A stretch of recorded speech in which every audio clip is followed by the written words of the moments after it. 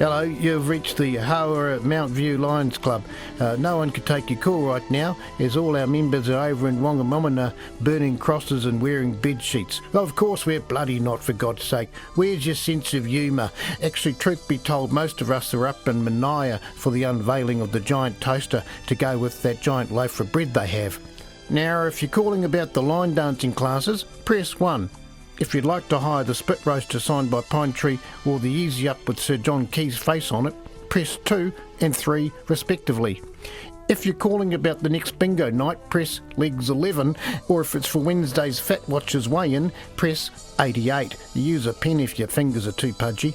Now, if you're calling to make a complaint about our black and white minstrel float at the Egmont AMP Association parade, feel free to press 1 4 7 9 9 82 _ PCGONEMAD,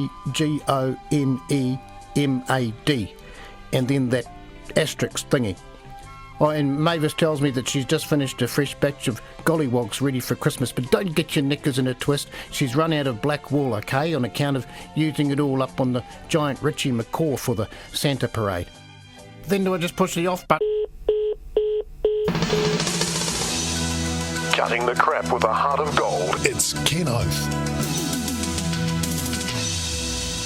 So, I told you so, didn't I? About these bike paths and cycleways, about this plague of Soviet-style social engineering. I told you. Some of you scoffed at me, laughed at me. Oh, Ken's behind the times. Poor old Ken. What a stale, pale, prehistoric male. It has now become publicly documented that the people pushing this cycleway nonsense have been cooking the books. Millions of dollars spent so a few jumped-up show-offs and unemployed stay-at-home dads with beards can prance about claiming to save the planet, never mind the concrete used to build these monstrosities, never mind the avgas spewing out the air miles as these clowns from the council fly all over the world to gawp at young ladies riding their bikes in Paris and Prague. Now, behind all of this, the usual suspect. The United Nations. This is real, folks. It's called Agenda 21. I've seen a copy of it online, since redacted.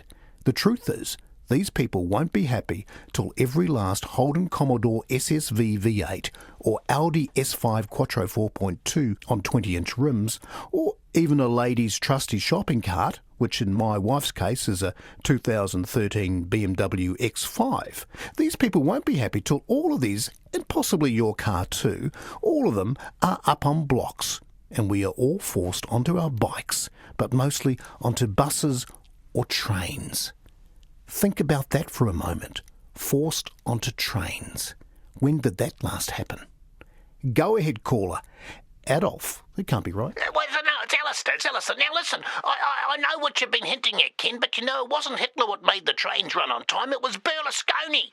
He was Italian as all get out. Loved the ladies too, by all accounts. Of course, today he'd be seen as some sort of a monster, even though he had the trains ticking over bloody nicely. I mean, that's the kind of mixed up, upside down world we live in today. I tell you what, Ken, if I had any hair left, I'd tear it out right here and right now. Are you there? Thanks, Al. I think you meant Mussolini, perhaps, but it doesn't matter. The last thing that the fascists that run the council these days care about is history. God knows they've tried to erase Anglo-Saxophone heritage by planting native trees where beautiful old oaks once grew, so we shouldn't be surprised by this cycling nonsense. Now, as for these bloomin' scooters, I'll tell you where you can stick them right after this. Always wanted to travel but don't like foreigners? Excessively proud of your own culture but look down on others? Then take back the seas from the boat people and African pirates with a White Suprema Sea Tour.